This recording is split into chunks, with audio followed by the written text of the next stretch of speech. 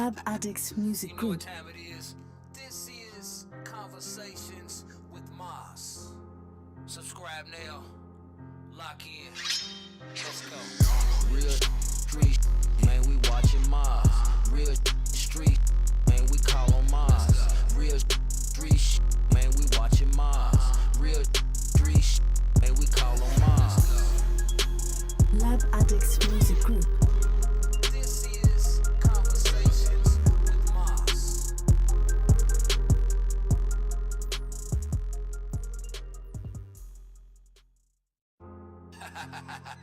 Lab Addicts Music You know what Group. time it is? This is Conversations with Maas. Subscribe now. Lock in. Let's go. Real street, man, we watching Maas. Real street, man, we call on Maas. Real street, man, we watching Maas. Real street, man, we call on Maas. What's goody? What's Lab goody? Addicts What's Music goody? This is What's going on with everybody? Maas. Hope everybody had a good weekend. I missed y'all last Thursday, but Lab Addicts Music You know what Group. time it is? life happens, and I'm still working on getting monetized. So yeah, sometimes YouTube has to take a back seat, and last week was one of those times. But I missed everybody. I missed the conversations. I missed just having the interaction with everybody that we usually have. And over the weekend, I read an article, and I had to dig deeper to see what's really going on. But the last 4 months of the new year and the end of last year,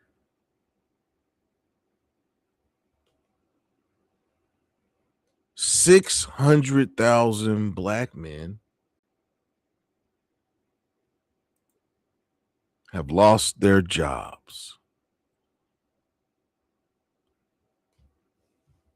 And I would say about 6 or 7 months ago, we had a situation where over 300,000 black women lost their jobs. And now, the last 4 months, for 600,000 black men have lost their jobs. And nobody is talking about this. This is unusual. These people didn't retire. They didn't get promoted. They're not switching careers. They simply were laid off and have fallen out of the workforce. I want you to think about that number, because I had conversations and one of my buddies was like, "Oh man, that's a drop in the bucket. It's not a lot of people." But think about that number. 600,000 black men.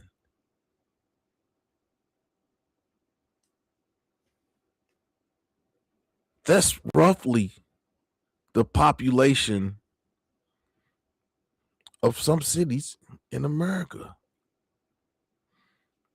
And yet nobody is talking about this. Now, we already know that there's no sympathy for the black man. We already know that there's no sympathy for the black man, but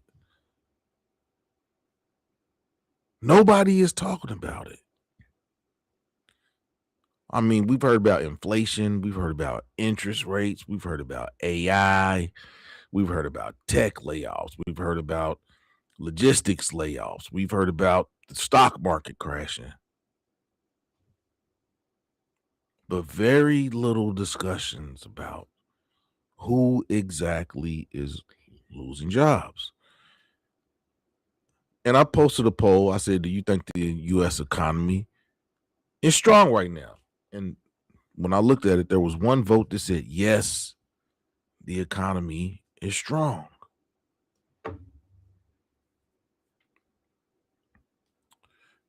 And when you actually look at the labor data, something very specific is happening.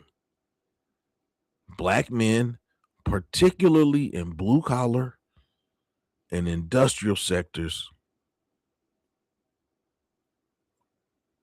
are being laid off or are leaving the workforce faster than almost all other demographics.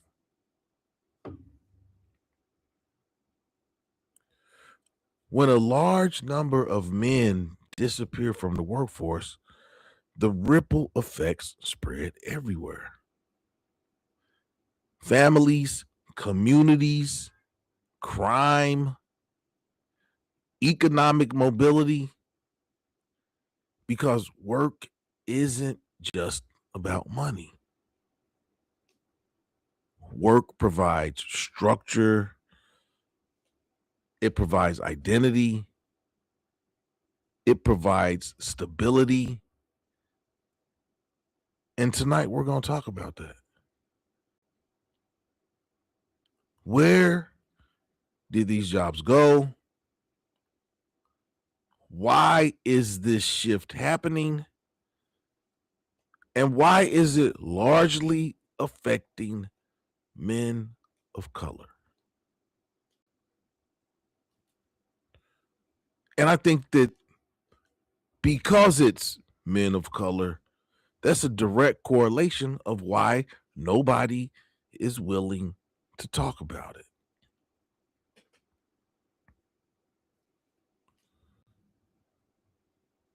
First thing we'll talk about is, where did these jobs go? Jobs don't just disappear.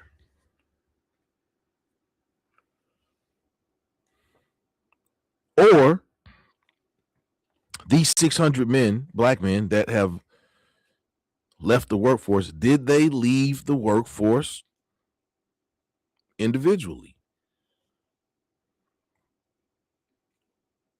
Several sectors that traditionally employ large numbers of working class men are currently experiencing major shifts. Manufacturing,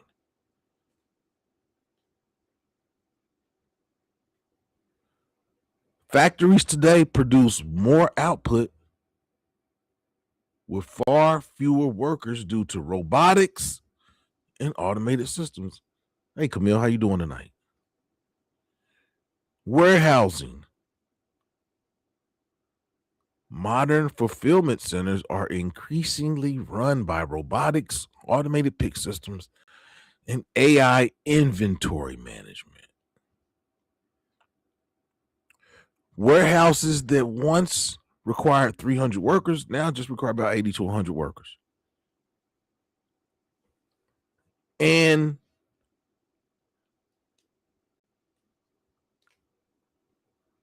I have a direct outlook on that because I was looking for some extra money and I went on a job interview for a warehouse job, working in a warehouse for a optical company. I'll say that, an optical company. Hey, Bud Fowles, how you doing tonight? An optical company. So it really wasn't a hard job. It was just basically general understanding, taking some stuff and putting it where it needs to be in the warehouse. Now, me being who I am, I knew it was a warehouse job, and I didn't put a suit on. I didn't put a tie on, but I did put on some dress shoes and a blazer. Now, I knew that I was not going to get the job when I walked in dressed professionally how I was. And there were people in there with blue jeans, t-shirts, jogging suits, and things of this nature.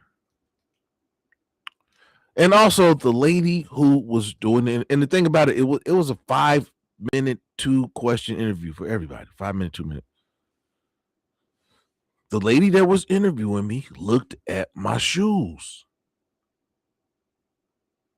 And the way that she looked at my shoes, I said to myself, I'm not going to get this job.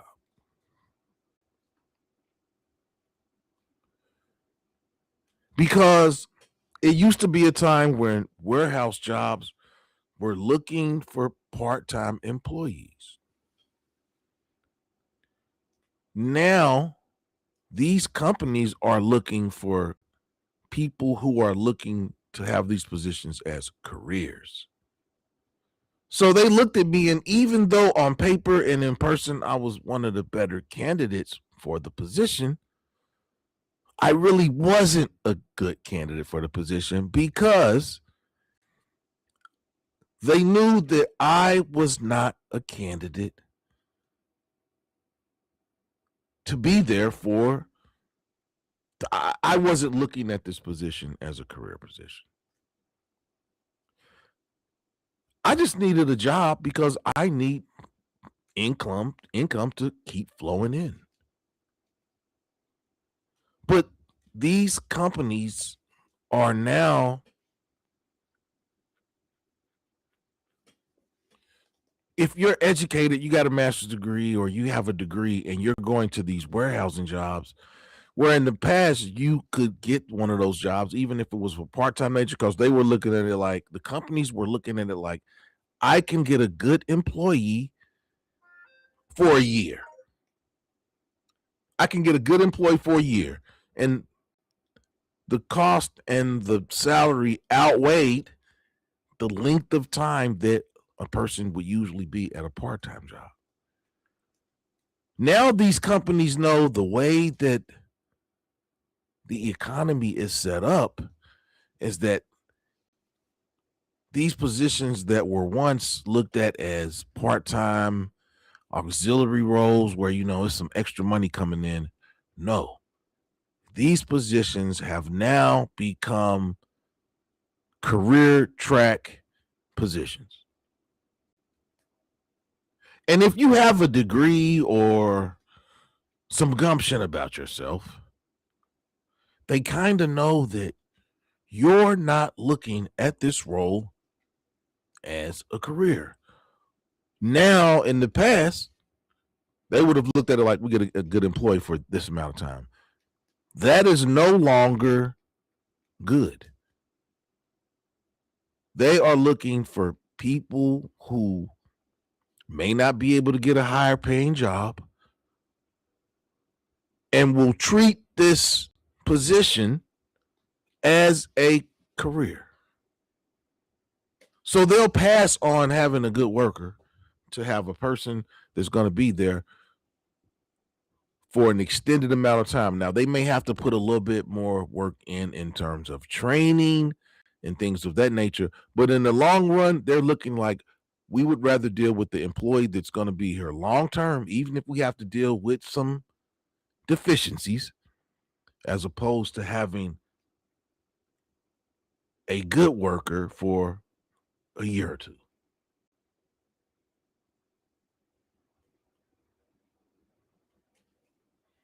YWG, what's going on, brother? What's going on? But yeah,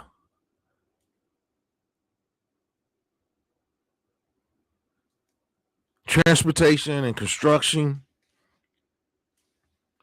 these industries are dominated by people other than African Americans, FBAs, Black, whatever you want to call yourself, indigenous. And that points to the underlying problem when you say 600,000 Black men lost their jobs. Because this country and everything, even though it's a great nation, we live here, this nation was not created for us. April Showers, how you doing tonight? This country was not created for us. So things are not going to be curtailed for our benefit. As well, there are not a lot of, I don't think that there's any Fortune 500 companies that are Black owned. And that's one thing, is that none of these companies are ours. We're playing in someone else's game.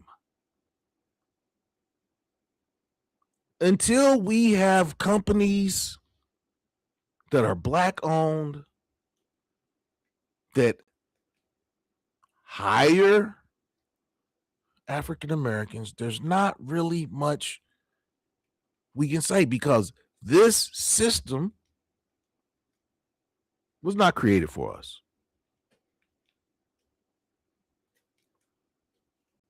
This system was not created for us. So there's not going to be things that are going to be done that are particularly beneficial for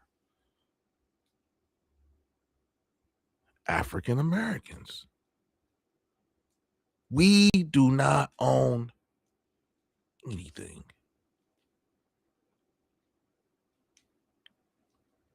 And there are companies in America that are Black owned that employ lots of Black people, African Americans.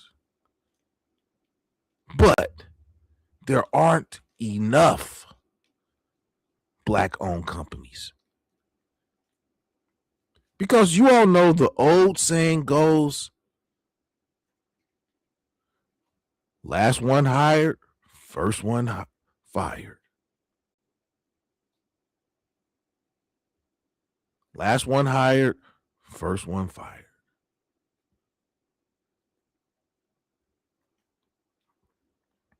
And these things always happen. They always begin in July, August, things of that nature. Because usually after July is the end of the second quarter. Basically, that's when organizations can terminate you, but still get the tax credit for the rest of the year.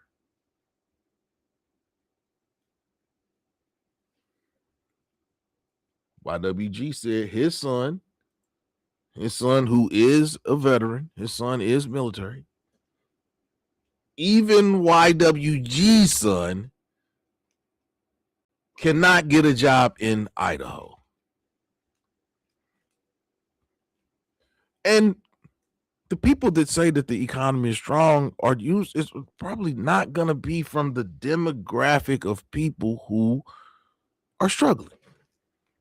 Because the economy is still strong for people outside of African Americans.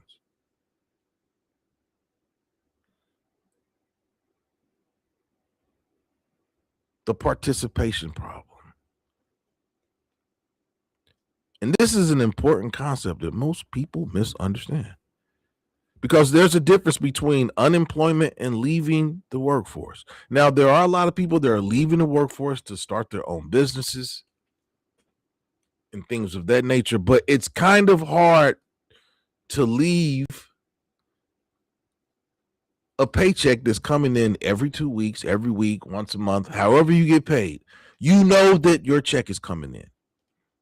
It's kind of hard to leave that behind to start your own business. Because once the checks start coming in, it's all on you.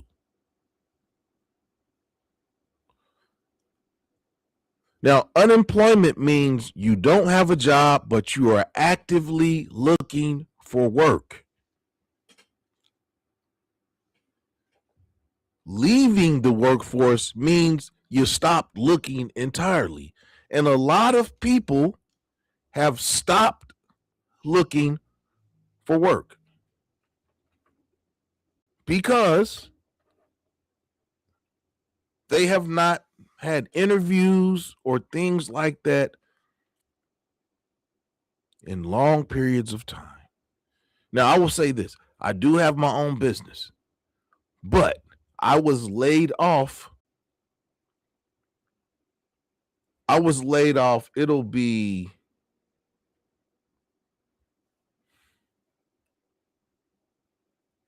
3 years, maybe 4 years. I lost track.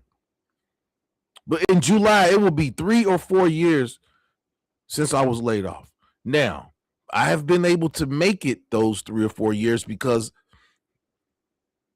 I've had friends that have helped me as well. I have won some contracts and things of that nature, but the steady flow of money, I don't have that like I had when I had a job. And then the thing about that is you apply for jobs now. If you don't apply for the job within the first 15 or 20 minutes when the position is posted, you are going to be in a pile of hundreds of resumes. That's just the job. It's just the way the job market is right now. But before I had the interview at the warehouse, I had not had an interview in 3 years. Now, I have sent resumes out, but I had not received one interview in 3 years. Now, positions I have applied for, I know that I am qualified for these said roles.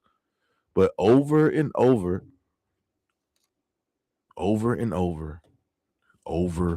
and over, you get the letter that says, you're not the fit, you're not exactly what we're looking for. Please, we'll keep your resume on file for such and such. And a lot of people, after getting so many of those letters, they get discouraged and they actually stop looking for work entirely. And that is what's happening right now, because with the current administration that is in office right now, minorities know that we are going to get a tough road to travel on. We know this. We know this for the war on DEI that has been going on. Pontoon Jody. Hey, Jody, I missed you, Jody. Where you been? We know that this administration, and people can say that Donald Trump and he's did this and he's did that, he has not done anything for working class black people. Now, if you're a football player or a basketball player or something of that nature, or he was cool with your daddy, he'll probably say something good for you. But in terms of the overall benefit of black people in America, no, this administration is not for us.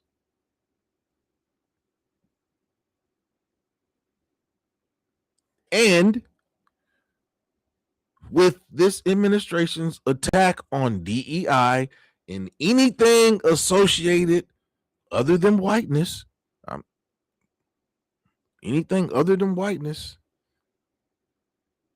you are being put in the back of the pile.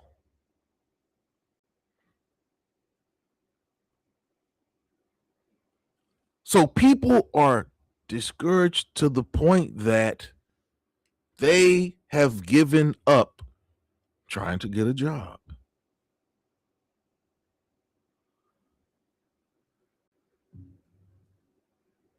Black men are not the first choice when a company is looking for a new employee.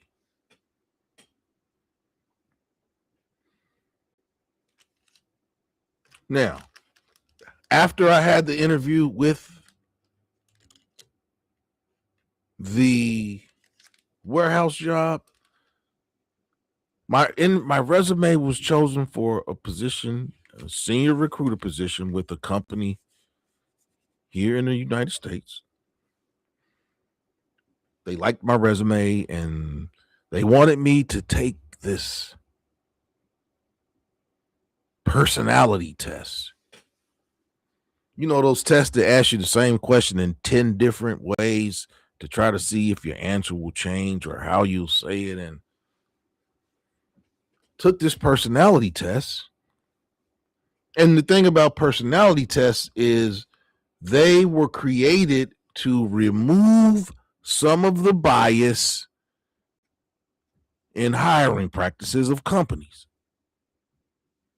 But what I see is personality tests. When I took the personality test, it said I had all these good qualities. I was a leader. I'm conscientious. I care about the work that I do. I'm a good manager. I'm very straightforward. I'm competitive. I like to win.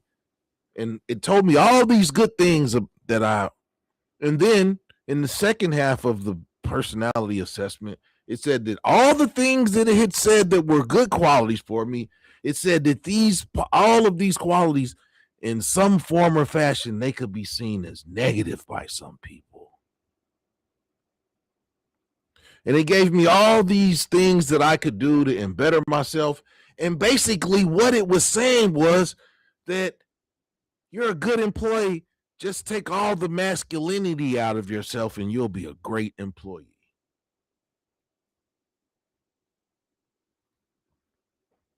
This personality test basically told me that in order for me to be a good employee, that I would have to neuter myself and take all of my masculine qualities out and leave them at home.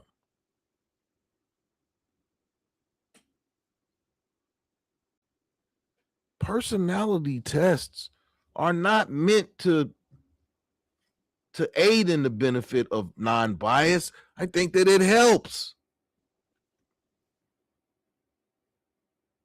It helps because it says you could be the best employee, you could have the most experience, you could have the education, you could have everything that would make you successful in this role, but that doesn't matter. The only thing that matters is, can you work here? Can somebody say off-color jokes, and can you just let it slide off of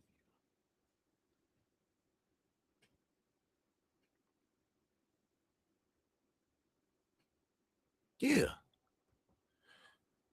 These companies want a neutered version of a man.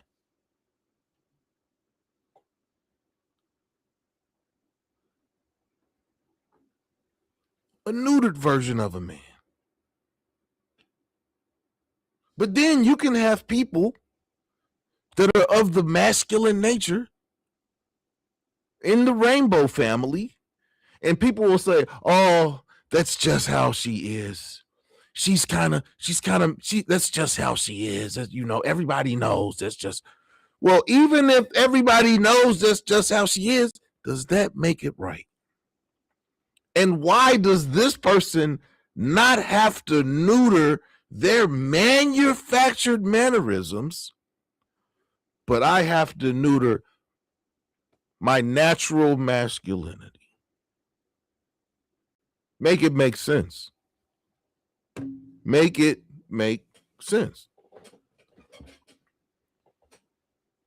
That a tough woman can be tough at work and not get no blowback, but me as a man, I have to tone my masculinity and be neutered in order to be a good employee.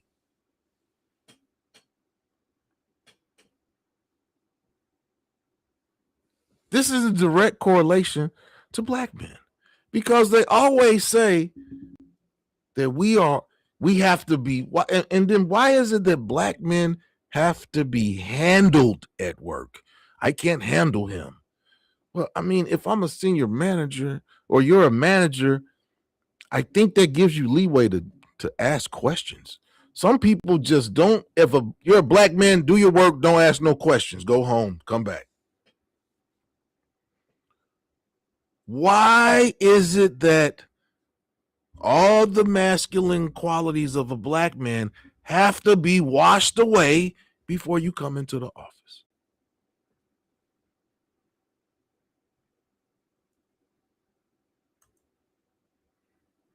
I thought that playing the game was over when I got my master's degree, but the game continues. You have to be a smart, quiet Negro. You can't show that you're smart.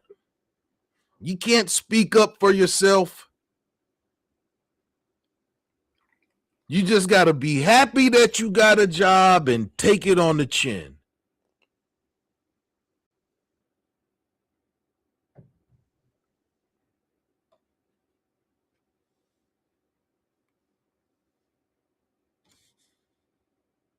You must be a neutered version of yourself as a black man to be successful in the workplace. And I think that that's another reason that a lot of black men are not even looking for jobs. And some of the possible reasons why African American men have stopped looking for jobs, stopped applying for jobs, is because the discouragement of repeated job loss. Wages that do not keep up with living costs. In some cases, for black men, criminal record barriers. And I have another story about this.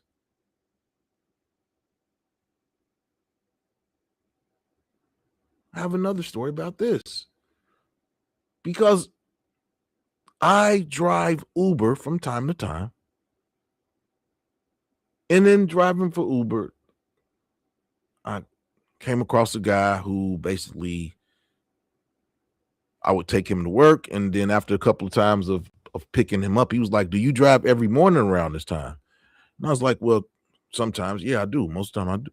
He's like, "Well, okay, I'd rather just pay you to take me to work as opposed to going through Uber." And I was like, "Cool. I mean, that's cool. I can do that." So after taking this guy back and forth to work for a few days, about a week or two, he started telling me stuff about him. And I came to know that he had just got out of jail.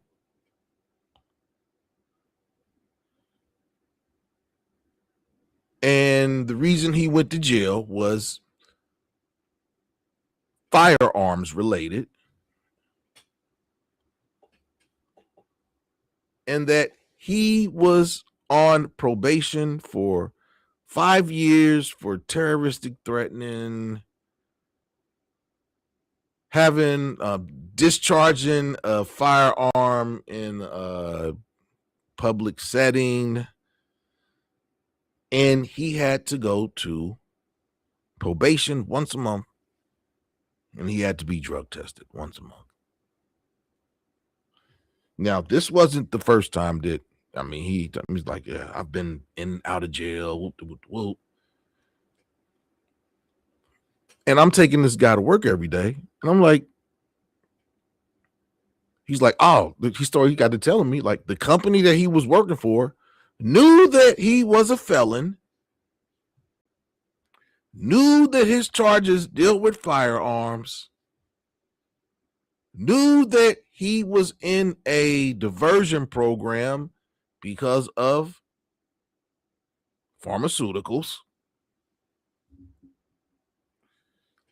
All of this stuff he had going on, and he was still able to get a six-figure job.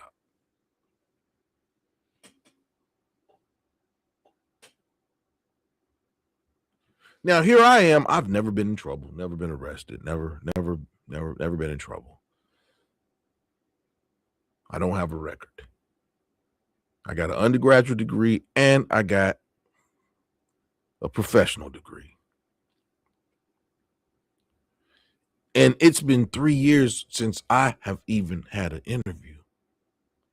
But this guy can come out of jail as a felon with firearms charges and terroristic threatening charges, and he's still able to get a job with the company making six figures, that knows that he has to piss every month and that he has to show up for probation.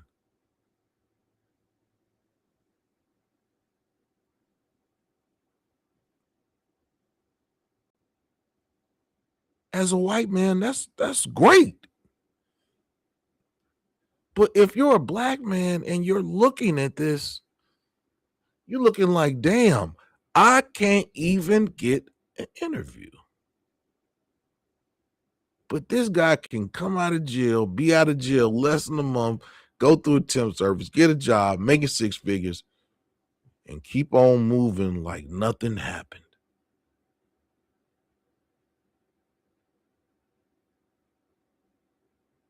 This is the world that we live in, but this is the type of stuff that is discouraging to people of color who are out of work now. It's because we know that we are out of work and we may have the credentials to get a job, but a person that has no education, that has a felony record, can get a six-figure job straight out of jail. Straight out of jail.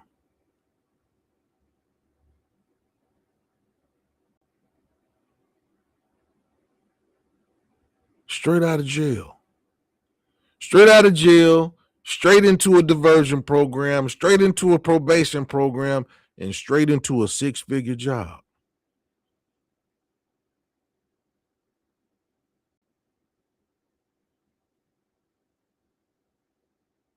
That is the world that we live in.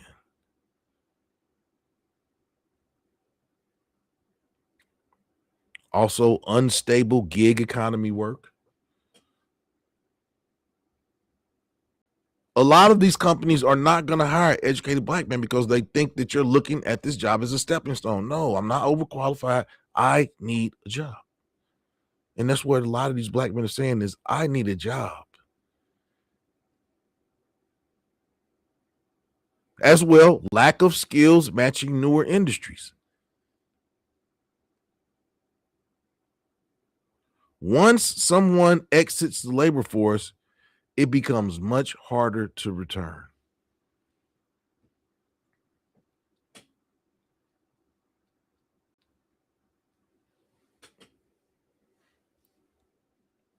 Unemployment is at the most, you get unemployment for 6 months.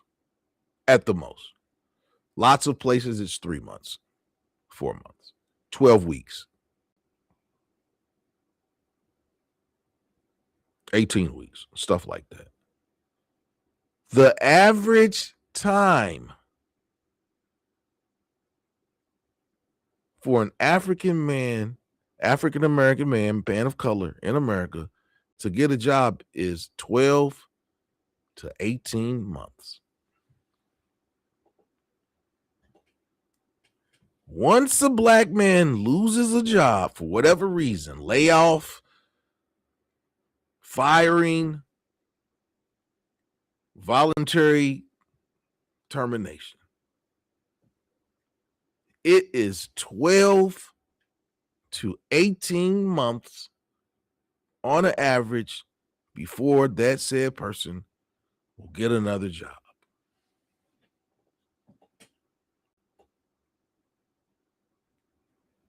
You have to look at these things. Over 300,000 black women lost their jobs in the end of 2024. 25. I'm sorry. The last quarter of 2025, over 350,000 black women lost their jobs. And now, here in the first quarter of 2026, 600,000 black men have lost their jobs. That isn't coincidence. That isn't coincidence. So 1 million people of color lost their jobs in the fourth quarter of 2025 and the first quarter of 2026. That is concerted.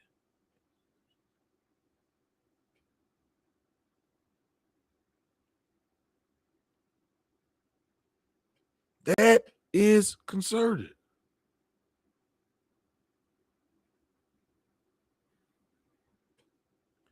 A million people of color don't get forced out of the workforce just because. There's a concerted effort to make that happen.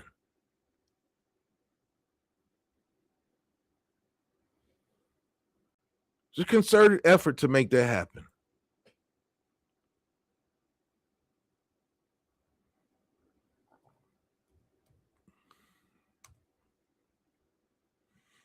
I got a video that I'm going to play.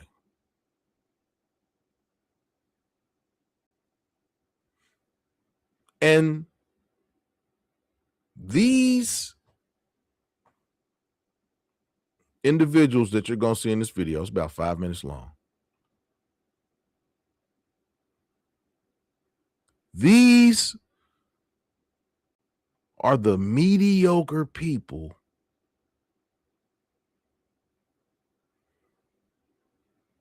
whose people's livelihood and lives have put into their hands. I'm going to play this video, and you can't make this stuff up. Hold on, I'm going to cue this up.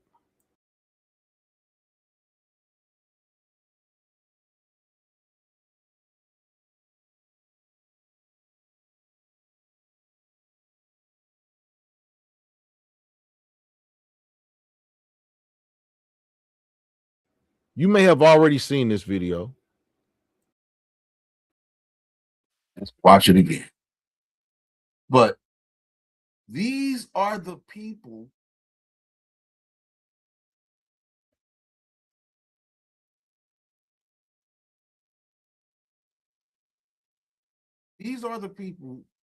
who are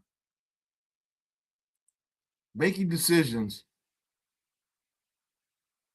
on our day-to-day lives. Just listen to this. How do you interpret DEI?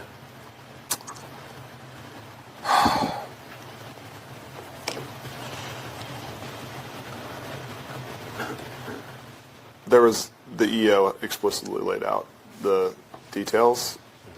I don't remember it off the top of my head. It's okay. I'm asking for your understanding of it. Yeah, my understanding was exactly what was written in the EO. Okay. So can you... I don't remember what was in the EO. So right now, do you have an understanding of what DEI is? Yeah. Okay. So what's your understanding as you sit here today in this deposition?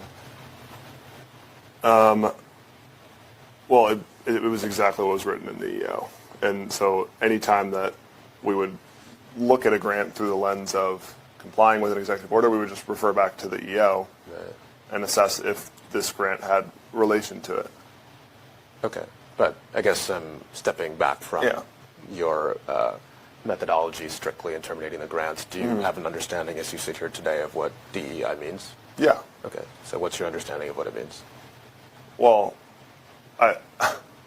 It is exactly what was written in the EO. Okay, so and I don't have the EO in front of me, but we would always reference back to the EO and make sure that this grant was in compliance with the EO. I understand that. Okay, but I'm not asking necessarily about what was in the EO. I'm asking very specifically about your present understanding of DEI. Do you have a present understanding of DEI? Yeah. Okay. Can you explain what that present understanding is? Well, it is just easier for me to be referencing back to the EO. Are you refusing to answer the question? I'm not refusing to answer the question. Okay. I just feel that referencing back to the verbatim executive order was the best way for us to capture all of the DEI language. Why would learning about anti-black violence not be to the benefit of humankind? Objection. That's not what I'm saying. Okay, then what are you saying? I'm saying it relates to diversity, equity, and inclusion. You said it's not to the benefit of humankind, right? Is that what I said? Yeah. Could you read back the witness's response about benefits to humankind? These are the mediocre people who are making the decisions on people's livelihoods. Continue.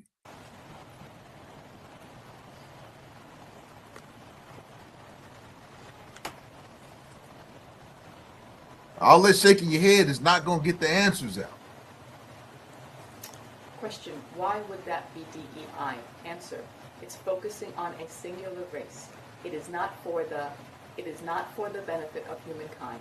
It is focused on a specific group or a specific race, here being black. You don't regret that people might have lost important income to support their lives? No. I think it was more important to reduce the federal deficit from $2 trillion to close to zero. He just said that he didn't care and it didn't matter that people lost their jobs and their livelihoods. He said he didn't care. Let this fool continue. Did you reduce the federal deficit? No, we didn't. This is a history of the HIV/AIDS prison movement and its legacies in the United States. My book project narrates how activists fought the convergence of HIV/AIDS and incarceration from inside and outside prisons across the Reagan through Clinton years, and argues that this organizing holds legacies in the prison abolition movement of the 1990s to today. This is one of the grants that you or Mr. Fox identified as craziest at NEH, is that right? That's right. Why did you identify this as one of the craziest grants? Because it references feminist and queer insights into prison abolition and LGBTQ studies. Any other reasons? No. Examining military service from the margins, the complicated service discussion series will bring together veterans and community members to examine the experiences of service members who identify themselves as female, black, Native American, LGBTQ, or an immigrant, the dynamics, reasoning, and strength behind serving a country that does not always serve you in return. Did I read that correctly? Yes. You and Mr. Fox identified this as one of the craziest grants at NEH? Yes, it appears so. Why did you do that? Because it explicitly says LGBTQ. Do you have any history in, like, let's say, scholarly peer review? No. Okay. So, but this judgment call was made by you and your personal judgment combined with Justin's personal judgment to cancel grants based on DEI. Yes. Okay. Do you think it's inappropriate in any way that someone in their 20s with no experience with grants or federal government was making personal judgment calls about what grants to cancel? Actually, no, I don't think it's inappropriate. Okay. Why not? Objection. I think a person can have enough judgment from reading books and being well informed outside of traditional experience to make judgment calls about obvious things like a grant that literally lists DEI in its description to know whether it violates an executive order. I'm sorry. I'm saying books because you said books. What books would you have read that would have informed your opinion on what grants to cancel based on DEI? There were no books. How do you interpret? Elon Musk can't- has put. You can't make this up. You can't.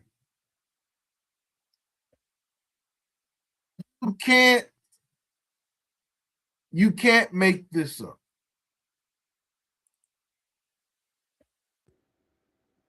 You can't make this up.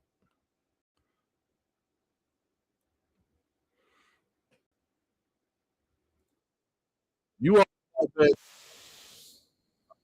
that. You all saw that just as I saw that. These are the people who were deciding if people kept or lost their jobs. Kept or lost their jobs.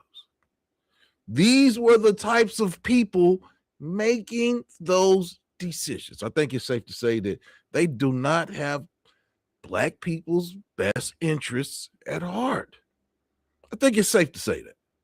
I don't think I'm stretching anything by saying that those two guys that testified before Congress, I don't think Black people's best interests was in their minds. I think that's a safe assumption.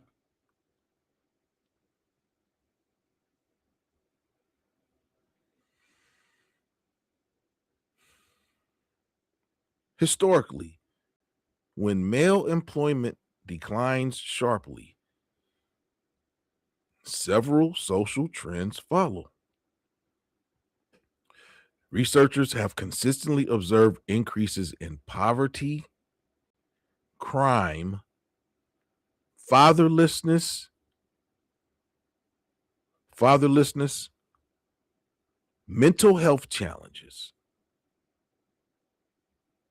Now, what I'm saying isn't political.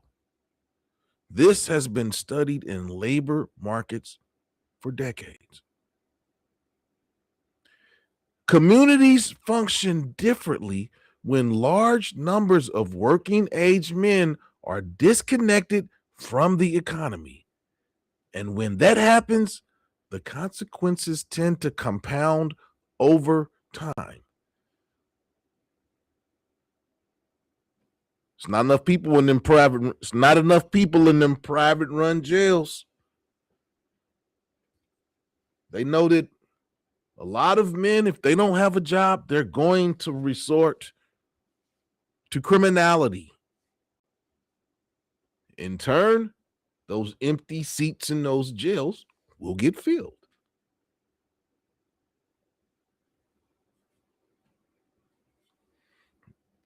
YWG said, 1 year out of college and with no apparent national security expertise, Thomas Fugate is the Department of Homeland Security official.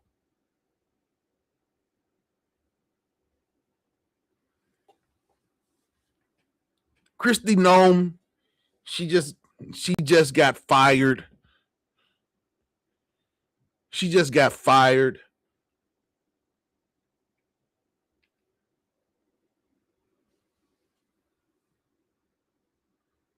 What she did.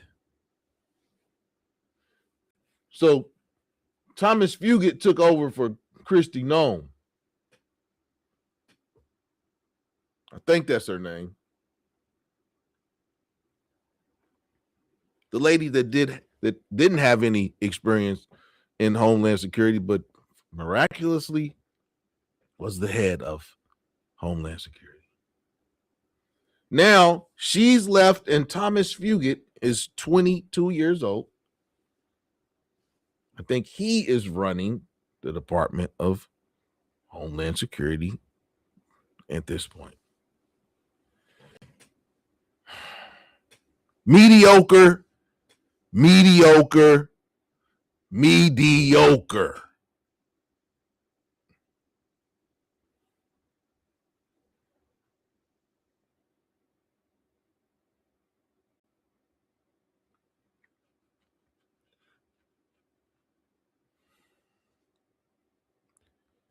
Are we watching the early stages of automation replacing labor? I don't think that that's the reason that 600,000 black men lost their jobs in 4 months. I don't think AI or robots, I don't think any of that has anything to do with this. I don't think this has anything to do with that. Now, it may be a contributing factor, but I don't think warehouse robotics, AI driven logistics systems, automated manufacturing lines, self checkout retail systems, autonomous freight and trucking, and the increases in technology, I don't think that that is the compounding factor in 600,000 black men not losing their jobs, not being employed right now.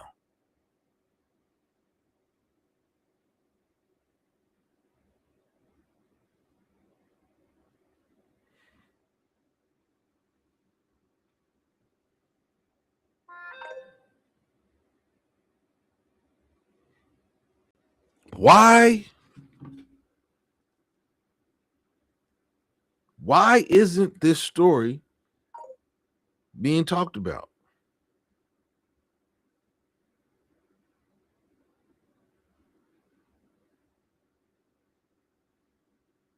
Why is this story not being talked about? As I said earlier, there is no sympathy for black men. Maybe that's one of the reasons. But there are several reasons. First, if you talk about 600,000 black men being unemployed, that challenges the narrative of a strong economy. Who is the economy strong for?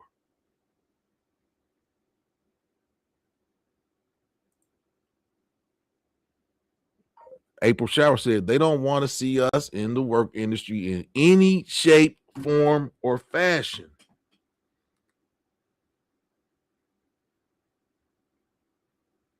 And that's the way it feels, April Showers.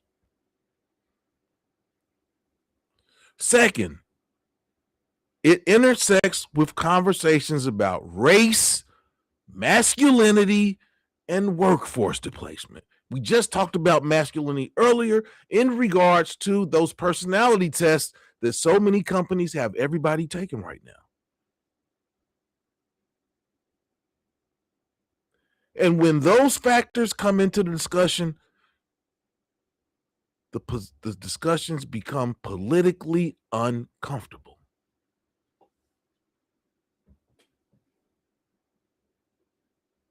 But avoiding the conversation doesn't make the trend disappear. If anything, it delays the solutions, and there will be no solutions for it because there is no sympathy for black men.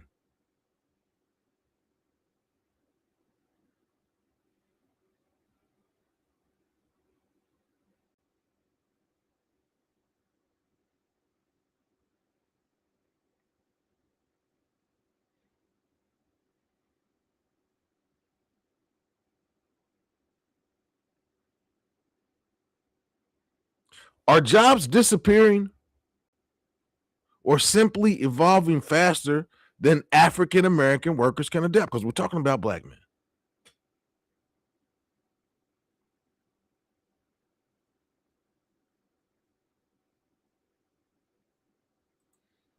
April Shower said every doctor's appointment, she went from doctor to specialist. She asked herself, where are the black employees?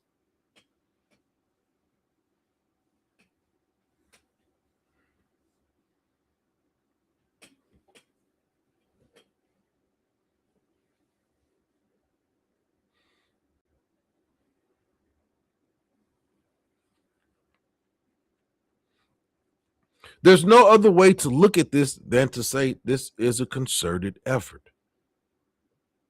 It's a concerted effort.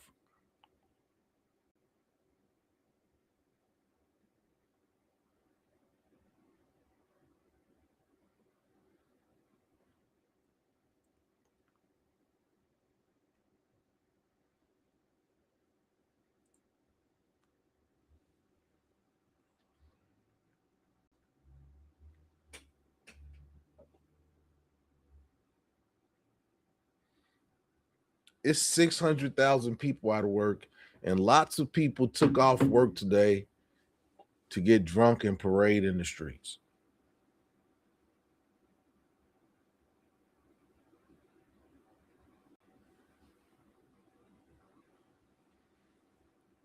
People called off work today to put on green and parade around in the streets drunk.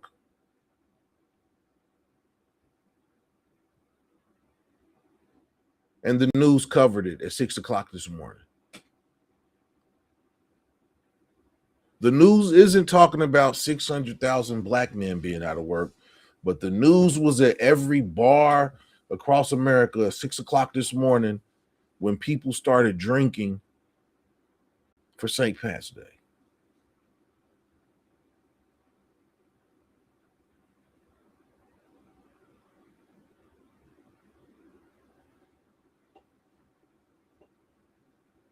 $600,000 people are out of work, and people took off work today to march and bar crawl around every city in America and get drunk all day long.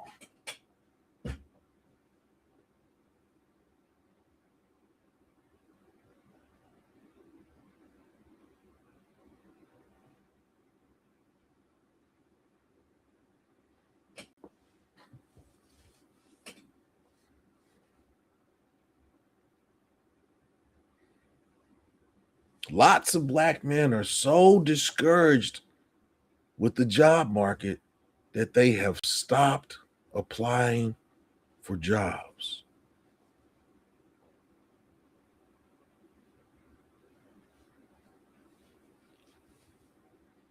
I see them every day on LinkedIn. People have resorted to putting stories on LinkedIn about they're about to lose their houses, they can't buy groceries, they can't do this, they can't do that. That's how bad it is that people have put their pride to the side to open up to people on LinkedIn that they don't even know to talk about how they can't care for their families. That's how bad it is.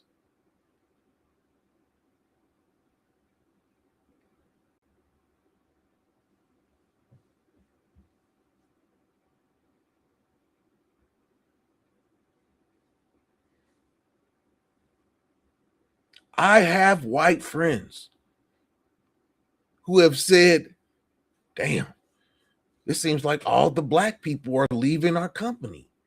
There's no black people with our. No, they're not leaving your company. They're being laid off.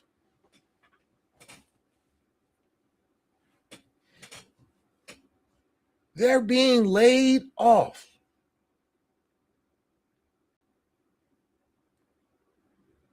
These companies are telling us that even if you're educated, even if you're qualified, even if you're unemployed, we still don't want you.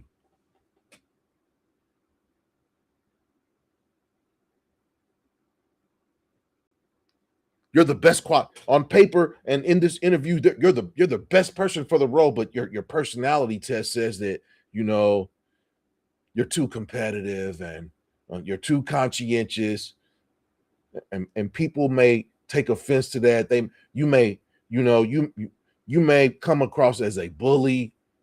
So we would like for you to tone that down and kind of take some of your masculine qualities away, kind of get a lower voice and don't raise your voice when you come into work, and you'll be a good exemplary worker. It's not about your experience, your education, and your expertise in what you're doing. It's about, can you come in here and be a part of the get along gang?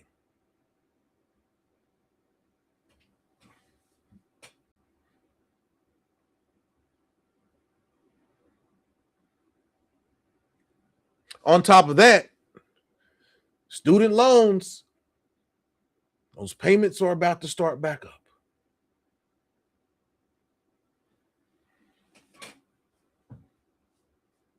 How can you pay for your student loans if you don't have a job?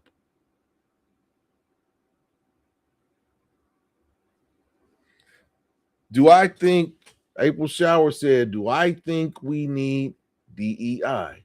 Yes. Yes, we need DEI. If there's no DEI,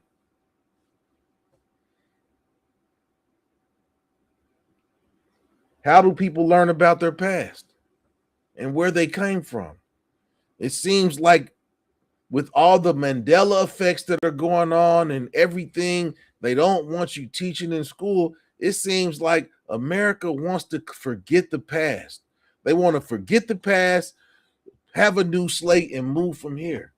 No, you cannot get past racism until you deal with what happened in the past. But a lot of people don't want to deal with what happened in the past. A lot of people don't want you working.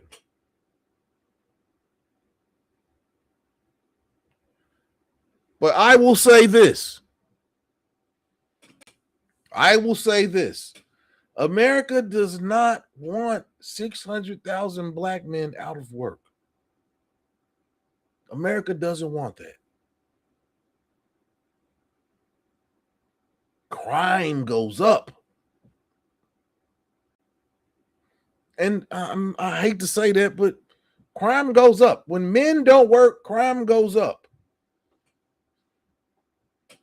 When men don't work, men get together and come up with all types of, idle minds. Idle minds.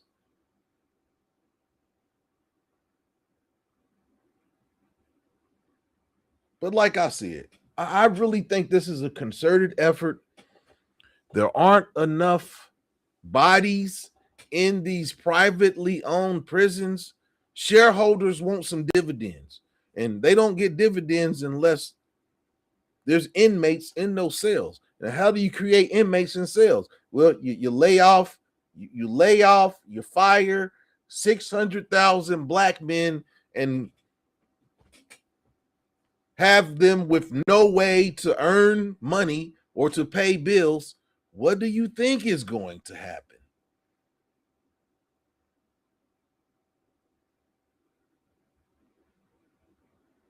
I don't think America wants 600,000 black men out of work because of spite. Because of spite.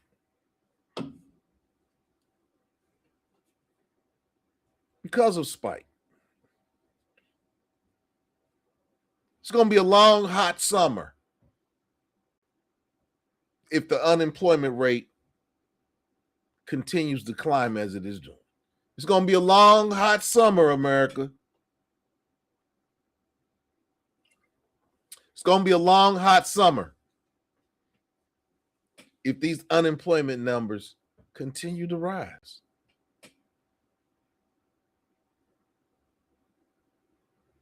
It's going to be a long, hot summer.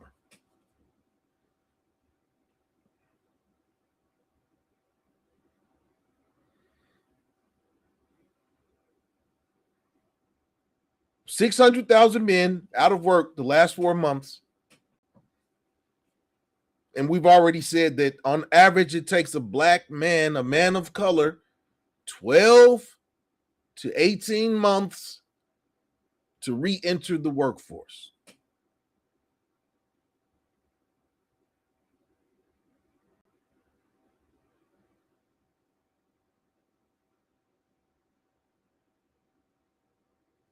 Exactly, Wadub. That's another thing.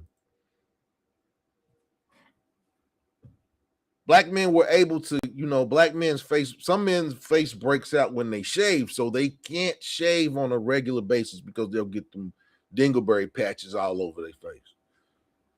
So there was a thing in the military where you could get an exemption, for your face. And a lot of black men were getting this because, so the military recently took that away. So, which is a deterrent for men to go into the military, especially if you have a beard and you have skin that, you can't shave on a daily basis. You get keloids, you get them bumps and them ingrown hairs. And They've taken that away. Any and every type of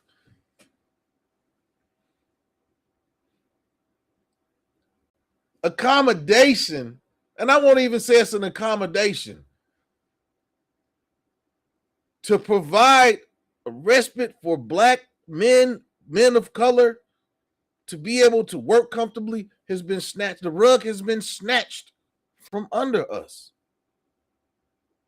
Now, there's always going to be black men that have jobs. There's always going to be men that have jobs. But right now, it's taking a special type of employer to hire black men. Because not every organization, every company wants black representation in the organization.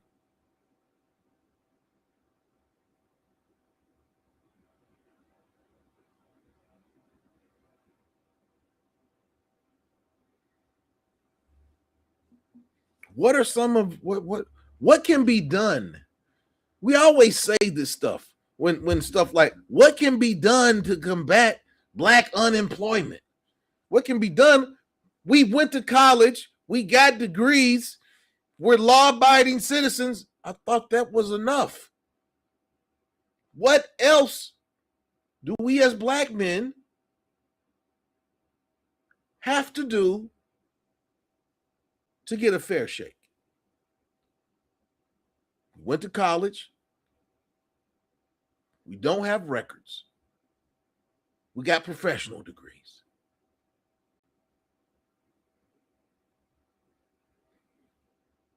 What else does the black man need to do to be job worthy?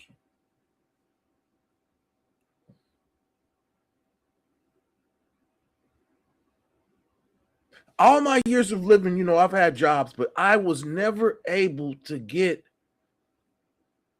jobs in Fortune 500 companies. Now it kind of makes sense because I was taking those personality tests, and basically, yeah, I'm a man. That's what the personality test says. He's a man, and the antidote that I got to make me a better employee was to take all my masculinity out of the equation. As a man, how can you do that? How can I leave my masculinity at the door and go into work?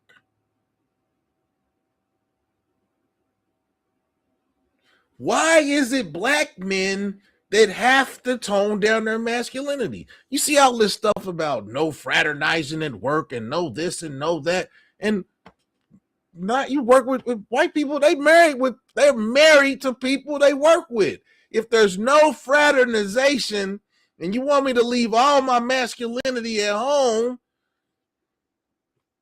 I don't think white men are leaving their masculinity at home, because white men are smashing women at work. White men are marrying women at work. There's no fraternization. How does this happen? But time and time again, you'll see stuff. A black man messes with someone in the workplace. You're around these people more than you're around your families. It's going to happen. But black men have to leave their masculinity at the door when they come to work. You can't, he's always up in some woman's face at work.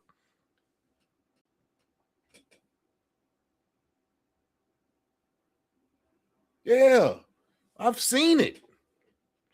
White dudes have 2, 3, 4 girlfriends at work. There's no fraternizing, but yeah, that somehow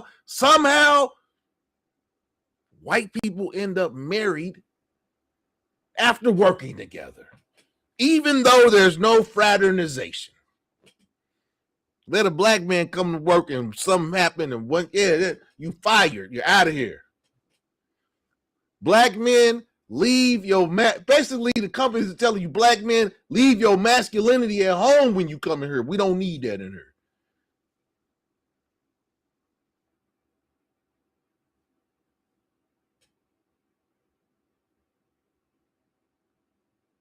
Yeah. Black man, leave your masculinity at home. Because if you come in here with that masculinity, we'll get you up out of here. The only masculine people can be in this job is white men.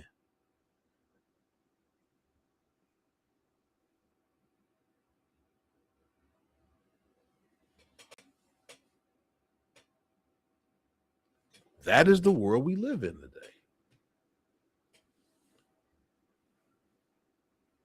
That is the world that we live in today.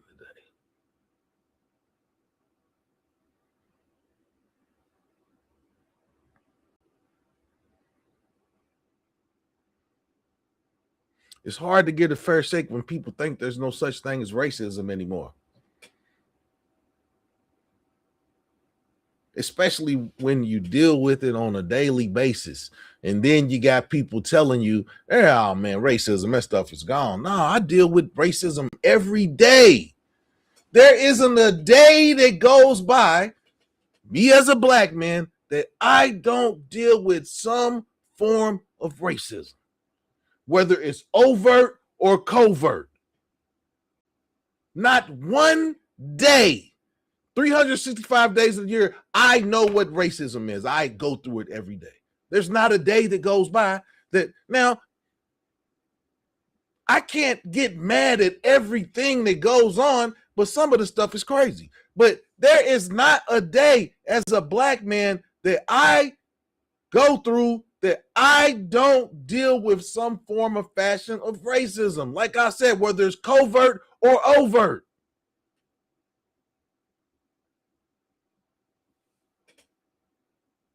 Not one day.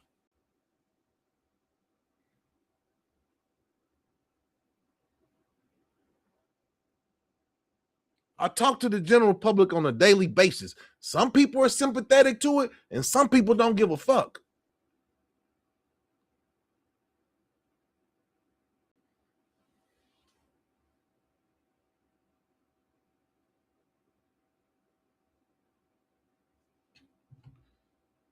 This society tells us as black men, in order for us to succeed, we cannot be masculine.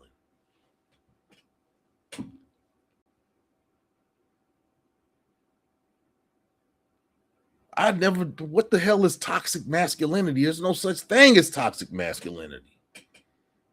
No such thing as toxic masculinity. There's no such thing. Do some people do bad with their masculine traits?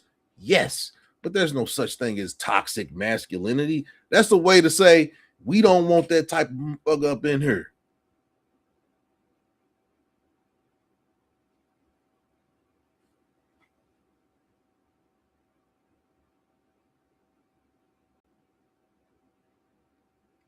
It's a crazy world we live in.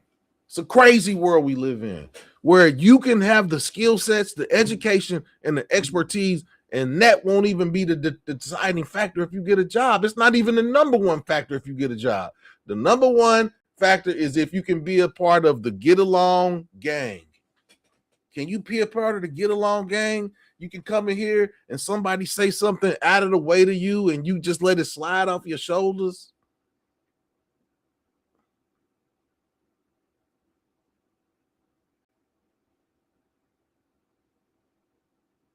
America wants a population of neutered black men.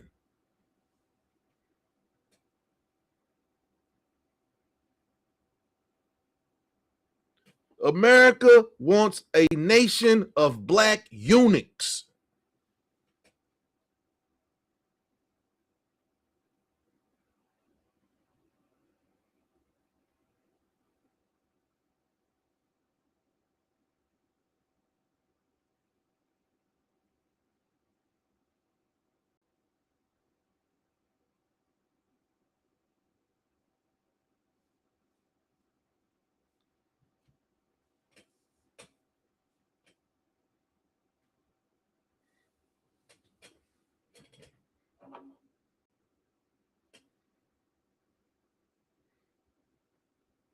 Crazy world we live in where everybody can show off their masculine traits as men except for black men.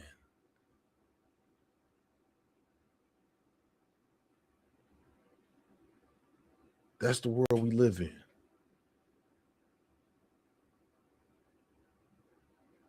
Black masculinity is toxic to these people.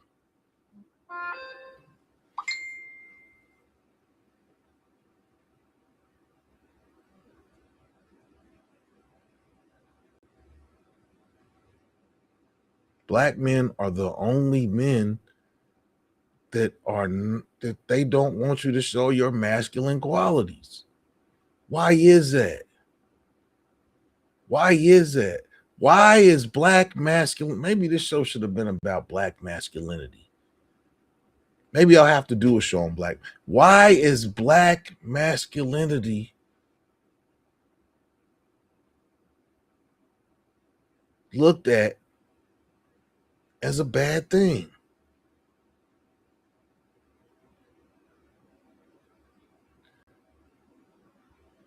Why is black masculinity looked at as toxic? Why can I not, as a black man, go to work and be a man?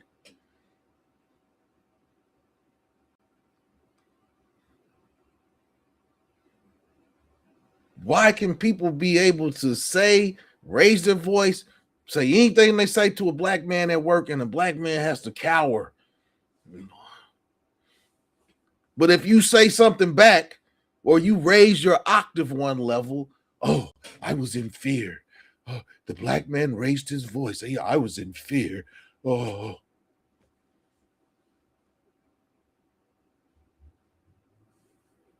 I hate to say this stuff, but it's the truth.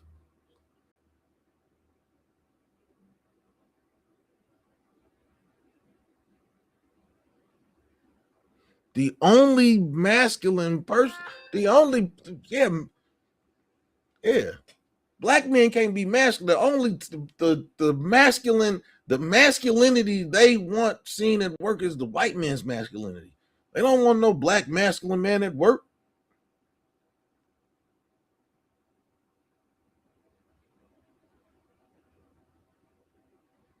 Leave your masculinity at home, black man. That's what America tells you.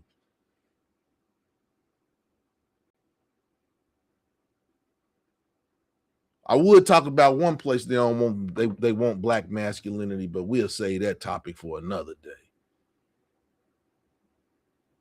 Your masculinity is only good until they need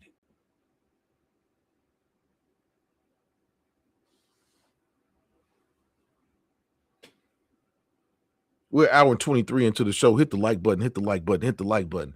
I talk about what nobody wants to talk about. I don't care.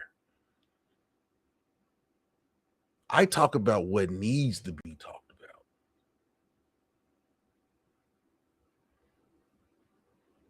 Yeah, no clickbait over here. It's real. And it's real that they don't want your black masculinity in the workplace.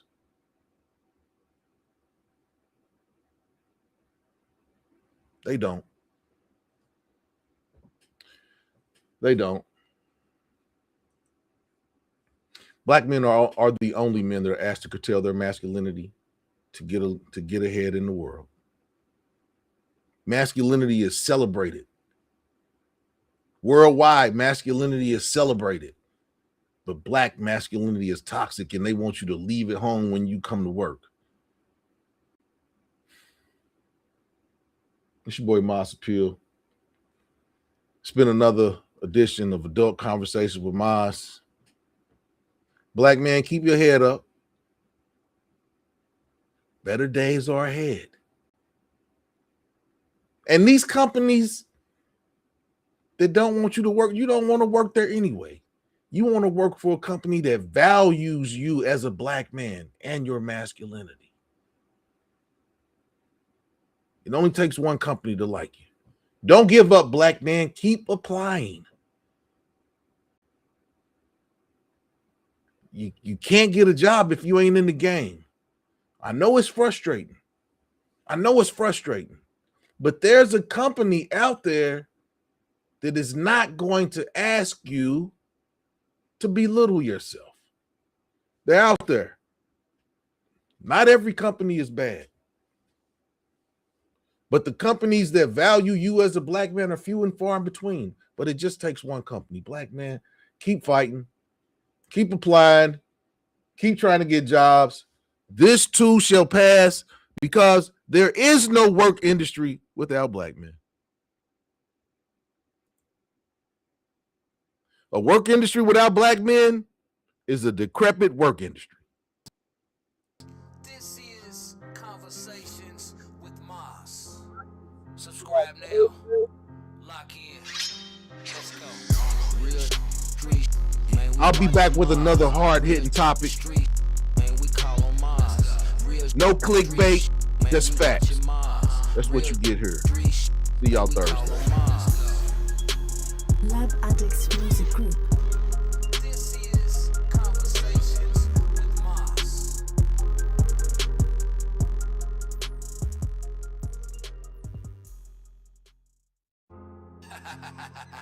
Lab Addicts Music You know what Group. time it is? This is Conversations with Maas. Subscribe now. Lock in. Let's go. Real street.